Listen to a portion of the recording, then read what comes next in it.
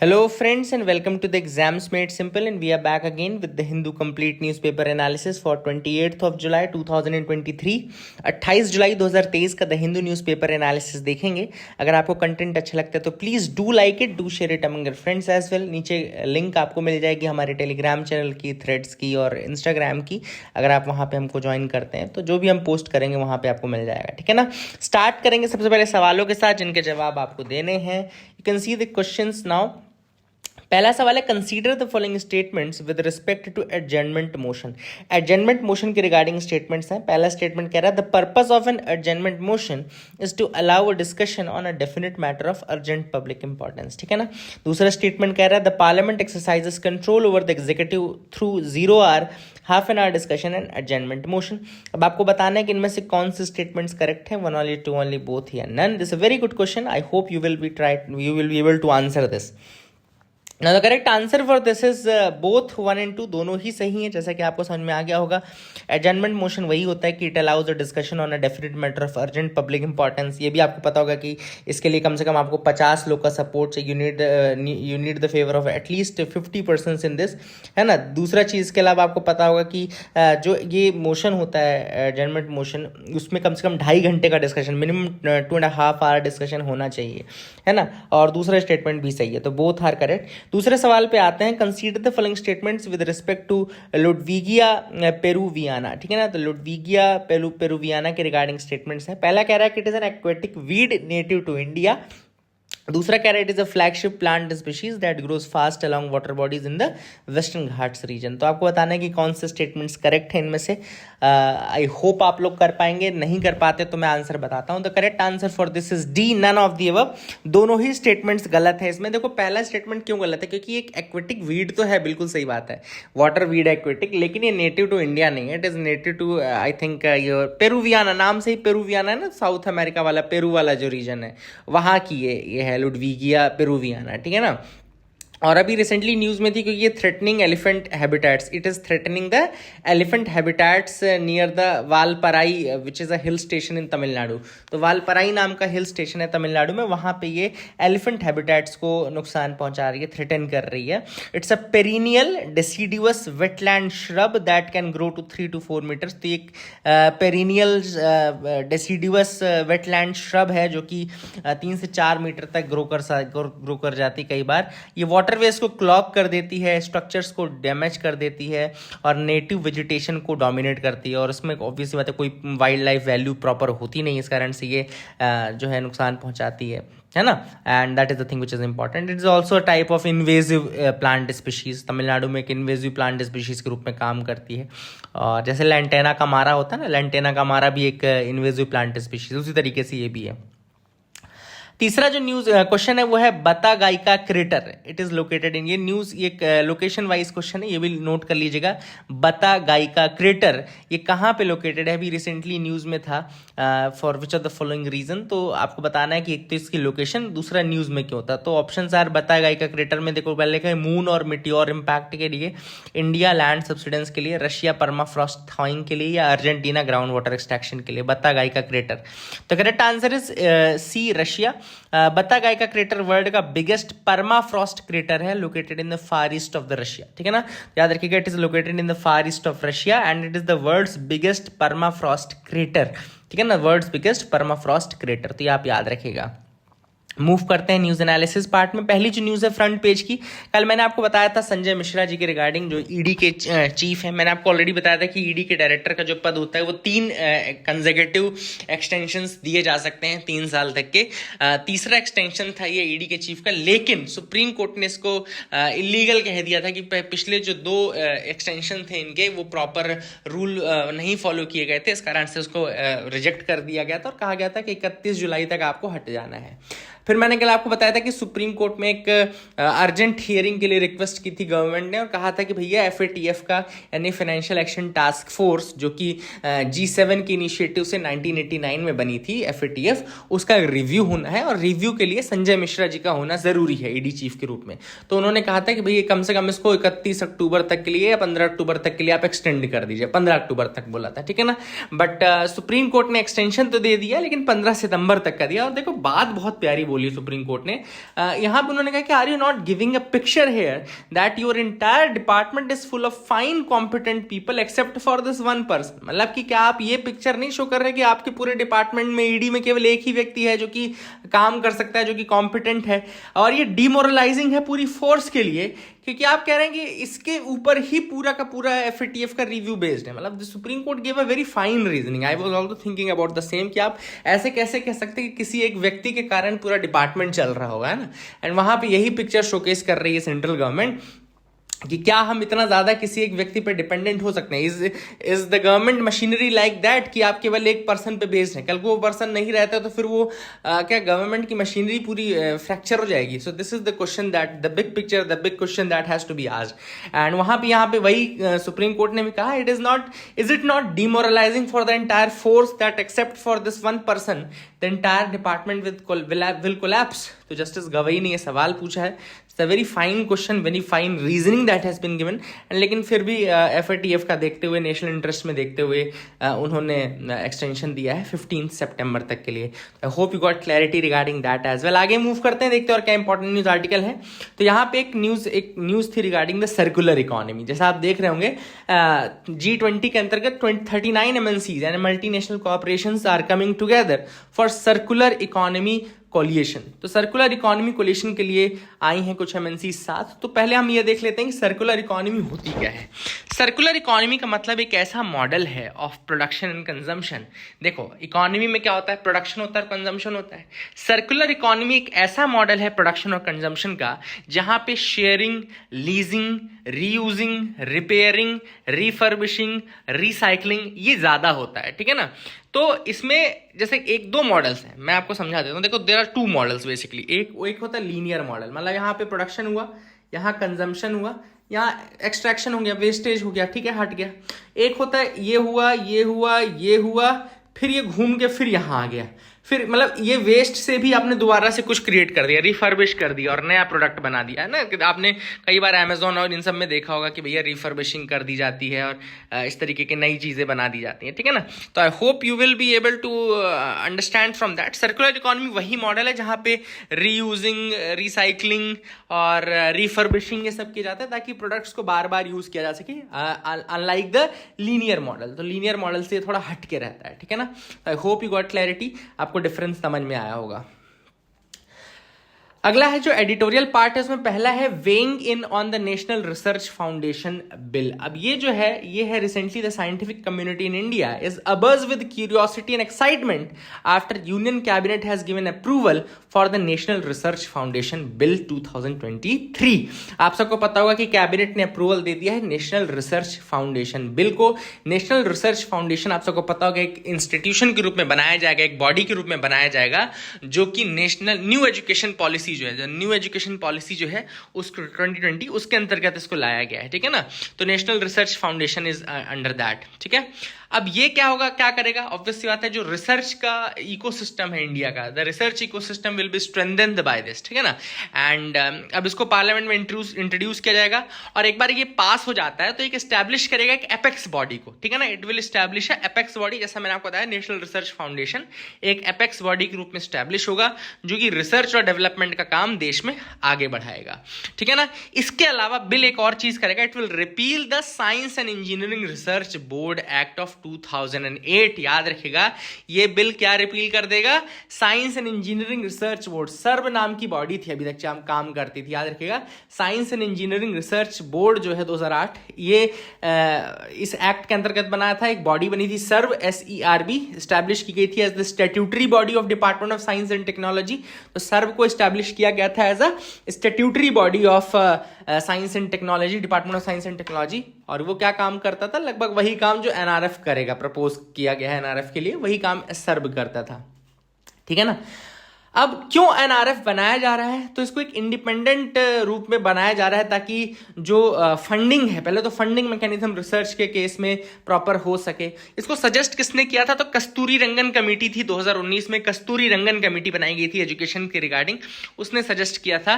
And ये national education policy जो आई है नई 2020 NEP 2020, उसमें इसको इंक्लूड किया गया। तो रिकमेंडेशन जरूर याद रखें कि नेशनल रिसर्च फाउंडेशन का जो रिकमेंडेशन था वो कस्तूरी रंगन कमेटी ने दिया था, ठीक है ना। एंड ये क्या काम करेगा बेसिकली, ये बहुत सारे काम करेगा जो अलग अलग बॉडीज ऑलरेडी कर रही हैं, जैसे कि department of science and technology के अंदर आपका डिपार्टमेंट ऑफ एटॉमिक एनर्जी हो गया, डिपार्टमेंट ऑफ बायोटेक्नोलॉजी हो गया, Indian council of agriculture research हो गया, Indian council of medical research हो गया, Indian council of historical research हो गया। तो रिसर्च संबंधित बहुत सारी बॉडी हैं हमारे यहाँ इंडिया में, और उनकी एक एपेक्स बॉडी के रूप में नेशनल रिसर्च फाउंडेशन को बनाया जाएगा, ठीक है ना। एंड इससे जो मतलब एग्जिस्टिंग इंस्टीट्यूशंस फंडिंग रिसर्च जो है, इसने अलग से मेंशन नहीं किया है सर्ब के बारे में, और ऐसा कुछ मतलब बताया भी नहीं गया है कि सर्ब को एबॉलिश कर दिया जाएगा या सब्ज्यूम कर दिया जाएगा एनआरएफ के अंतर्गत। तो इस कारण से हालांकि साइंटिफिक कम्युनिटी थोड़ा अभी मतलब गेसिंग में है कि क्या होगा। जो स्टैट्यूटरी बॉडी बनाई गई है department of science and technology के अंतर्गत सर्ब, उसका क्या होगा, that is a big question that is still to be asked. But अच्छी बात यह है कि जो हमारे यहाँ के रिसर्च का एक इकोसिस्टम है वो मजबूत होगा। ऑलरेडी हमारे यहाँ रिसर्च में जो जीडीपी का बहुत कम हिस्सा जाता है, द जीडीपी ऑफ इंडिया बहुत कम करती है, मतलब 0.6-0.7% के आसपास करती है रिसर्च के उसमें। तो नेशनल रिसर्च फाउंडेशन के बनने के बाद ये चीज़ बढ़ाई जाएगी। और प्रेस इंफॉर्मेशन ब्यूरो ने बताया था कि एनआरएफ जो है नेशनल रिसर्च फाउंडेशन, इसको 10,000 करोड़ दिए जाएंगे पहले 5 साल के लिए, एंड टोटल इसको 10-10 हज़ार करोड़ जब दिए जाएंगे 5 साल तक, तो 50,000 करोड़ रुपए मिल जाएगा, है ना, 50,000 करोड़। तो ये सब चीज़ें बताई गई हैं कि क्या बजटरी एलोकेशन है, कैसे किया जाएगा, और ये पूरा का पूरा पैसा जो रहेगा वो रिसर्च के इकोसिस्टम में लगेगा। एंड पहले मतलब यहाँ पे ऑथर ने सर्ब के बारे में बताया था कि पहले जो सर्ब था उसके लिए भी पहले किस तरीके से बढ़ाया गया था, लेकिन बाद में धीरे धीरे एलोकेशन डिक्लाइन करने होता गया। तो कहीं ऐसा ही एनआरएफ के साथ भी ना हो, है ना। तो this is the big question that is to be answered by the government, किस तरीके से बजटरी एलोकेशन रहेगा।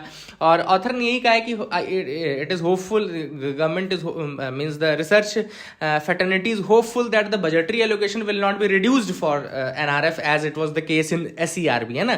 तो SERB के साथ जैसा हुआ था वैसा यहाँ पे NRF के साथ ना हो, this is what they are thinking of। and new education policy जो है, this is very much giving मतलब this is giving a lot of emphasis on research predominantly, और research papers जो है ये इंडिया में ज़्यादा से ज़्यादा इसका एक इकोसिस्टम डेवलप हो, तो ये काफ़ी इंपॉर्टेंट है। दूसरी कंट्रीज काफ़ी आगे हैं, चाइना हो गया, अमेरिका हो गया, they are doing a lot of work in this field, है ना। और ये भी एक सॉफ्ट पावर का ही हिस्सा है, तो आप ये भी लिख सकते हैं this is a part of the soft power as well. दूसरा जो एडिटोरियल हम डिस्कस करेंगे, this is a hornet's nest in the forest amendment bill. अब now this is a very important article. Author ने बताया किस तरीके से जो forest conservation amendment bill 2023, forest conservation amendment bill 2023 अभी पास कर दिया गया है लोकसभा में।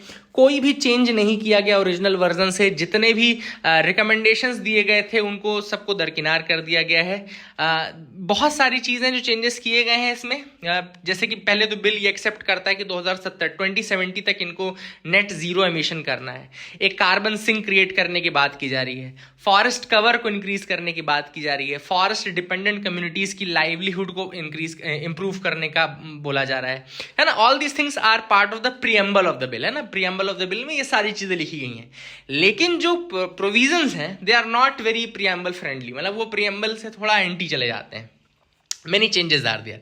फॉर एग्जाम्पल सबसे पहले जो है मैं आपको बता दूं, लैंडमार्क जजमेंट है 1996 का, गोडा वर्मन जजमेंट। मैंने कल भी आपको बताया था, लिख लेना, गोडा वर्मन जजमेंट ऑफ 1996। उसमें क्या था, एक बहुत इंपॉर्टेंट डिफरेंस ये था कि उसमें केवल और केवल ऐसे नहीं एरियाज को इंक्लूड किया गया था जो कि लीगली फॉरेस्ट हैं। ये आपको इंडिया में एक चीज सिस्टम पता होगा कि इंडिया में एक तो लीगली जो फॉरेस्ट नोटिफाई होते हैं वही फॉरेस्ट एरियाज होते हैं, मतलब गवर्नमेंट बाय नोटिफिकेशन कहता है कि ये एरिया आज से फॉरेस्ट एरिया है, तो वो फॉरेस्ट एरिया हो जाता है, ठीक है ना। अब वहां पे ट्री है चाहे नहीं है। गोडा वर्मन का जजमेंट बोलता है कि केवल और केवल नोटिफाइड फॉरेस्ट एरिया प्रोटेक्टेड नहीं रहेंगे, वो एरियाज जहां पे ट्री कवर है वो भी प्रोटेक्टेड रहेंगे। हालांकि उनको अगर आपने नहीं नोटिफाई किया है फॉरेस्ट ग्रुप में तो भी आपको प्रोटेक्शन करना पड़ेगा। लेकिन जो ये नया अमेंडमेंट किया गया है इसमें स्ट्रिक्टली वही एरियाज इंक्लूड किए गए हैं जो कि नोटिफाइड फॉरेस्ट एरियाज हैं। मतलब अगर कहीं पे ट्री कवर है लेकिन वो फॉरेस्ट नोटिफाइड नहीं है तो फिर उसको इंक्लूड नहीं किया जाएगा। तो ये बहुत बड़ा एक चेंज है जो कि किया जा रहा है, और इस चेंज के कारण लगभग 28% इंडिया का फॉरेस्ट कवर जो है, जो कि लगभग I think 2 lakh square kilometre के आसपास का एरिया है, वो इंपैक्ट होगा। 28 28% ऑफ द फॉरेस्ट लैंड, ठीक है ना, जो कि हालांकि नोटिफाइड नहीं है बट ट्री कवर बहुत ज्यादा है वहां पे। इसमें सबसे ज्यादा इंपैक्ट पड़ेगा नागालैंड में, क्योंकि नागालैंड की जो फॉरेस्ट कवर है, ट्री कवर है, वो अनक्लास्ड फॉरेस्ट है, मतलब उनको क्लासीफाई नहीं किया गया एज फॉरेस्ट, है ना। तो they have not been officially recorded as forest, but फिर भी वहां पर ट्री कवर काफी ज्यादा है ना। और कई स्टेट्स ऐसे हैं जिन्होंने आइडेंटिफाई नहीं किया है फॉरेस्ट एरियाज को, तो गोडावर्मन जजमेंट में तो वो इंक्लूडेड थे, but now they are not included in the new amendment, है ना। दूसरा जो चेंज है वो है the bill exclude some of the India's most fragile ecosystem. जैसे कि इसने ये कह दिया है कि अगर बॉर्डर एरिया से 100 किलोमीटर के अंदर का एरिया है और फॉरेस्ट एरिया है, तो वहां पे नेशनल इंटरेस्ट में कोई भी इंफ्रास्ट्रक्चरल का काम या रोड बनाने का काम, ये सब किया जा सकता है। ऑब्वियस सी बात है, जैसे ही आपने बोल दिया कि बॉर्डर एरिया से 100 किलोमीटर, तो काफी बड़ा फॉरेस्ट का एरिया जो है वो आपने कवर कर दिया, और वहां पर आप फॉरेस्ट को क्लियर कर सकते हैं for developmental projects, for infrastructural projects, for making roads and all, है ना।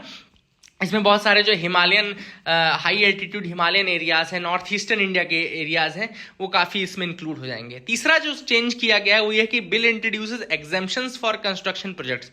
कुछ एग्जेम्पशंस लाए गए हैं, जैसे कि जू बनाने के लिए, सफारी पार्क बनाने के लिए, इको टूरिज्म फैसिलिटीज बनाने के लिए एग्जेम्पशंस लाए गए हैं। ऑथर ने कहा कि ठीक है, एग्जेम्पशंस होने चाहिए कहीं ना कहीं, लेकिन आर्टिफिशियली क्रिएटेड जो इकोसिस्टम होता है, it can never match the natural ecosystem. जो आर्टिफिशियली क्रिएटेड इकोसिस्टम है वो नेचुरल इकोसिस्टम के साथ कंपीट नहीं कर सकता। जो डाइवर्सिटी अपने आप डेवलप होती है वो आप ऐसे प्लांट करके नहीं डेवलप कर सकते, है ना। तो वो चीज यहाँ पे ऑथर ने बोली, that is also a thing. Then last यहाँ पे ऑथर ने कहा कि यहाँ पे सबसे बड़ा कंसर्न ये है कि पूरे के पूरे इस अमेंडमेंट में कहीं पे भी दूसरे फॉरेस्ट लॉज का कोई जिक्र नहीं किया गया है। For example scheduled tribes and other forest rights dwellers recognition of forest right act 2006 का कोई मेंशन नहीं किया गया है। तो कहीं ना कहीं यहां से एक ये पिक्चर बनती है कि जो ट्रेडिशनल फॉरेस्ट के लोग हैं उनको एक्सक्लूडेड रखा गया है इससे। और जब आप इनको एक्सक्लूडेड रखते हैं तो ऑथर ने कहा कि भैया आपको 2070 तक नेट कार्बन जीरो एमिशन अगर कम कर चाहिए, तो आपको तो फिर इनको और इंक्लूड करना चाहिए, जो लोकल कम्युनिटीज हैं उनके साथ मिलके आगे बढ़ना चाहिए, और आप उनको ही एक्सक्लूड कर रहे हो। So that is a big question that has to be answered, and यही क्वेश्चंस के साथ ऑथर ने यहाँ पे क्रिटिसाइज किया इसको, ठीक है। I hope you got clarity regarding that as well, आपको समझ में आ गया होगा। अगला है the anatomy of Yamuna flood plains. Yamuna flood plains के बारे में आपको पता होगा। एक चीज, दो तीन जो फैक्ट्स हैं उसमें मैं आपको बता दूं। Environmentalist Anupam Mishra once called Yamuna Delhi's real town planner है। दिल्ली के रियल टाउन प्लानर जो है वो अनुपम मिश्रा कहलाते थे। एंड इनका ये कहना था कि मतलब जो यमुना है it meandered through Delhi ensuring the city was never short of water and never ravaged by famine or flood. Delhi was well planned along the course of the river Yamuna but it isn't so anymore. तो कुल मिलाकर के जो flood plain है उसका भी थोड़ा importance यहाँ पे बताया गया है कि रिवर फ्लड प्लेन का कितना महत्व होता है। और मैं आपको बता दूं the Yamuna flood plane was designated as protected area free from construction in Delhi master plan of 1962. 1962 का जो मास्टर प्लान था दिल्ली का, उसमें यमुना फ्लड प्लेन को बिल्कुल कंस्ट्रक्शन फ्री रखा गया था। इसके अलावा जो सेंट्रल ग्राउंड वाटर अथॉरिटी है उसने 2000 में नोटिफाई किया था कि फ्लड प्लेन ऑफ जो यमुना है will be protected for ground water management, है ना। एंड ड्राफ्ट मास्टर प्लान जो है फॉर दिल्ली 2041 ये डिवाइड करता है दिल्ली को 18 जोनल एरियाज में, जिसमें डेजिग्नेट होता है Yamuna flood plain as zone 0 which is delineated in two parts, the river zone, active flood plain and the river front. तो ये कुछ प्लान्स हैं, लेकिन एक्चुअलिटी में ये है कि रिवर जो फ्लड प्लेन है उसके ऊपर काफी ज्यादा प्रेशर बढ़ता जा रहा है यमुना फ्लड प्लेन के ऊपर। और फ्लड प्लेन्स का सबसे बड़ा इंपॉर्टेंस ये होता है कि they protect against the devastating floods and all, है ना। फ्लड प्लेन्स जो है वो प्रोटेक्ट करते हैं डिवास्टेटिंग फ्लड से एंड फ्लैश फ्लड से प्रोटेक्ट करते हैं by allowing access water to spread out, है ना, एंड बाकी स्टोर कर लेते हैं फ्लड प्लेन्स। बट जब आप फ्लड प्लेन्स में इंक्रोचमेंट करोगे, मतलब कंस्ट्रक्शन एक्टिविटीज करोगे जैसे दिल्ली में हुआ, तो ऑब्वियसली बात है वही होगा जो अभी रिसेंटली हुआ और 200 से ऊपर मार्क चला गया और पूरा आपको पता है दिल्ली की हालत क्या हुई थी। तो I hope you will remember that as well.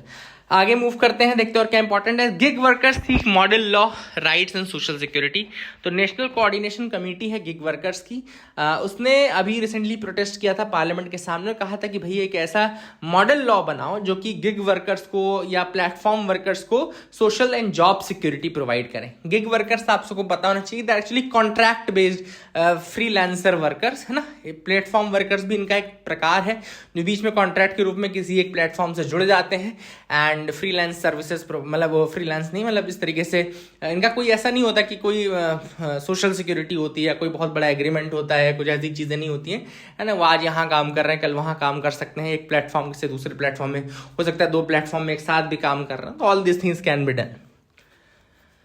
आगे मूव करते हैं, देखते और क्या इंपॉर्टेंट न्यूज आर्टिकल है यहाँ पे। Relaxing norms for biosimilars risk safety.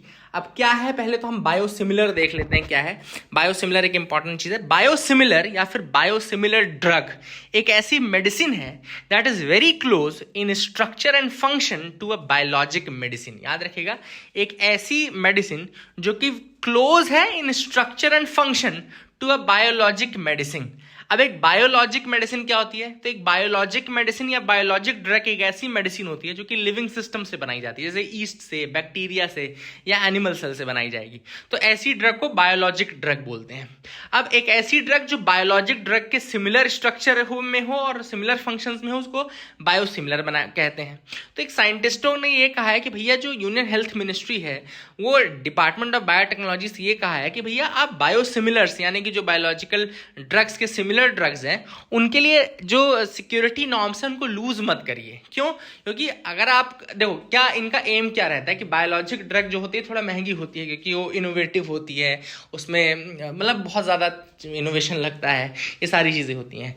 तो उनका ये कहना है कि आपने ये तो ठीक है, आपको अफोर्डेबल बनानी है मेडिसिन, आप बनाओ, लेकिन अफोर्डेबल बनाने के चक्कर में कहीं ऐसा ना हो कि पेशेंट की जो सेफ्टी है वो रिस्क में आप डाल दो, कॉम्प्रोमाइज कर दो by loosening the norms related to biosimilars, है ना। तो बायोसिमिलर्स के रिलेटेड नॉर्म्स को आप लूज मत करो। और रेगुलेटर्स के लिए यही साइंटिस्टों ने कहा है कि भैया बायोसिमिलर्स के लिए एक डेलिकेट बैलेंस रखो between affordability and patient safety. Patient safety और अफोर्डेबिलिटी के बीच में बैलेंस बनाने की आवश्यकता है। तो I hope you got clarity regarding that as well. आगे मूव करते हैं, यहाँ पे एक न्यूज़ है, the relevance of US first over the counter birth control pill. तो अब यूएस ने एक ओवर द काउंटर, मतलब कि आपको बिना किसी प्रिस्क्रिप्शन के ये ड्रग मिल जाएगी। ओवर द काउंटर का मतलब होता है बिना किसी प्रिस्क्रिप्शन के। तो जो यूएस का फूड एंड ड्रग एडमिनिस्ट्रेशन है उसने ओवर द काउंटर एक ड्रग अप्रूव किया जिसका नाम है ओ पिल, ठीक है ना। It is the first oral contraceptive that can be purchased over the counter without prescription and ये आप यूज़ कर सकते हैं for gaps and for restricting the for birth control and all, है ना। कॉन्ट्रासेप्टिव पिल है, ओ पिल इसका नाम है, और first over the counter medicine है जिसको आप ले सकते हैं। बीथोवन कौन थे? बीथोवन बहुत बड़ा एक म्यूजिक कंपोजर था 1800s में, है ना। 1802 1800 इस टाइम पीरियड के थे ये बीथोवन। इनके डेथ के रिगार्डिंग बहुत सारी चीज़ें चल रही थी और अभी एनालिसिस से पता चला है, डीएनए एनालिसिस से पता चला है कि बीथोवन की जो डेथ हुई थी वो हेपेटाइटिस बी के कारण हुई थी, हेपेटाइटिस बी के कारण। अच्छा, बीथोवन ने अपने ऑर्डियल के बारे में कुछ लेटर्स लिखे थे जिसको अपने भाई को उन्होंने लिख के भेजे थे।